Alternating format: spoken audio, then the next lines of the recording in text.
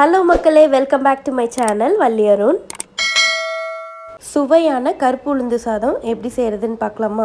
வாங்க வீடியோக்குள்ளே போகலாம். 1.5 கிளாஸ் அரிசிக்கு நான் 3/4 கப் அளவு கருப்பு உளுந்தை நல்லா கோல்டன் ப்ரௌன் கலரில் வறுத்து எடுத்துக்கிறேன்.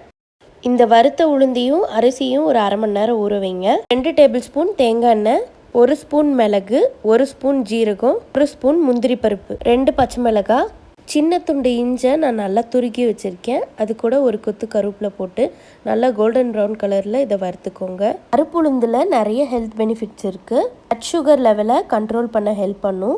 இதில் ஃபைபர் கண்டென்ட் அதிகமாக இருக்குது. ஹார்ட் டிசீஸோட ரிஸ்க்கை குறைக்க ஹெல்ப் பண்ணும். கொலஸ்ட்ரால் லெவலையும் கண்ட்ரோல் பண்ணும். இப்போது அரிசியும் உளுந்தும் சேர்ந்து 2.5 கிளாஸ் அளவு இருக்குது. அதனால நான் 7 டம்ளர் தண்ணி ஊற்றிக்கிறேன். இந்த டிஷ்ஷுக்கு தேவையான கல்லுப்பு ஆட் பண்ணிக்கலாம். இப்போது இது நல்லா நுரக்கட்டி கொதி வரட்டும். உளுந்து வறுக்கும் போதே அதோட மனம் அவ்வளோ சூப்பராக இருக்கும். இப்போ இது நல்லா நுரக்கட்டி கொதிச்சிருச்சு. இந்த ஸ்டேஜில் அரிசியும் உளுந்தையும் ஆட் பண்ணிக்கலாம். உளுந்தை நல்லா வாஷ் பண்ணிவிட்டு ஆட் பண்ணுங்கள். இந்த ரெசிபி கருப்பு உளுந்தில் தான் செய்யணும். இந்த ஸ்டேஜில் ஒரு 1/4 கப்பு தேங்காவை துருவி வச்சுருக்கேன், அதை ஆட் பண்ணிக்கலாம். 1 டீஸ்பூன் நெய் ஆட் பண்ணிக்கலாம். இப்போ இதை நல்லா மிக்ஸ் பண்ணி விட்டுக்கோங்க.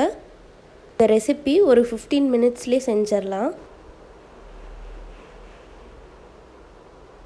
நல்லா ஒரு கொதி வந்ததுக்கப்புறம் நம்ம குக்கரை மூடி ஒரு 4 to 5 விசில் விட்டு எடுத்துக்கலாம்.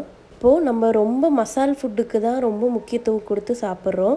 அட்லீஸ்ட் வீக்லி ஒன்ஸ் ஆச்சு இந்த ரெசிபி கண்டிப்பாக ட்ரை பண்ணி சாப்பிடுங்க. உங்கள் ஹெல்த்துக்கு ரொம்ப நல்லது. ப்ரெஷர் ஆறுனதுக்கப்புறம் குக்கரை ஓப்பன் பண்ணி பார்க்கலாம். சூப்பரான கருப்புளுந்து சாதம் ரெடி. இந்த கருப்புளுந்து சாதத்தோட கருவாடு தொக்கு வச்சு சாப்பிட்டிங்கன்னா வேறு லெவல் டேஸ்ட்டில் இருக்கும்.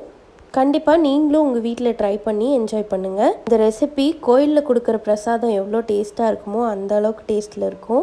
இன்னொரு இன்ட்ரெஸ்டிங் ரெசிபியில் நான் உங்களை சந்திக்கிறேன். தேங்க்ஸ் ஃபார் வாட்சிங். Please subscribe my channel. Bye bye.